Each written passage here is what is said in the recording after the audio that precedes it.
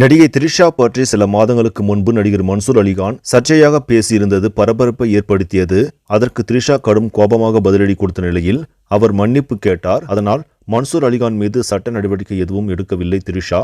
இந்நிலையில் நேற்று அதிமுக கட்சியின் முன்னாள் ஒன்றிய செயலாளர் ஏவி ராஜு அளித்த பேட்டியில் த்ரிஷா பற்றி மோசமாக பேசியிருந்தார். ஒரு எம்எல்ஏ த்ரிஷா தான் வேண்டும் என அடம்பிடித்ததாகவும் அதற்கு 25 லட்சம் ரூபாய் தரப்பட்டதாகவும் அந்த ஏற்பாட்டை எல்லாம் நடிகர் கருணாஸ் தான் மேற்கொண்டார் என்றும் அந்த நபர் பேட்டி கொடுத்திருந்தார். த்ரிஷா பற்றி அவதூறாக பேசிய நபருக்கு சினிமா துறையினர் பலரும் கண்டனம் தெரிவித்து வருகின்றனர். இந்நிலையில் தான் சட்டப்படி நடவடிக்கை எடுக்கப் போவதாக த்ரிஷா ட்விட்டரில் கோபமாக பதிவிட்டிருக்கிறார். பிரபலம் ஆக வேண்டும் என எந்த அளவுக்கும் கீழே இறங்குபவர்களை பார்க்க அருவருப்பாக இருக்கிறது. நிச்சயம் கடும் நடவடிக்கை எடுக்கப்படும். இனி சொல்ல வேண்டியது அனைத்தையும் என் லீகல் டிபார்ட்மெண்டிடம் இருந்து வரும் என த்ரிஷா கூறியிருந்தார். கோவத்தூரில் சிறை வைக்கப்பட்ட எம்எல்ஏக்களுக்கு கேட்டது எல்லாம் சலுகையாக வழங்கப்பட்டதாக பலர் கூறி வரும் நிலையில் த்ரிஷா பற்றிய சர்ச்சை பெரும் பரபரப்பை ஏற்படுத்தி உள்ளது.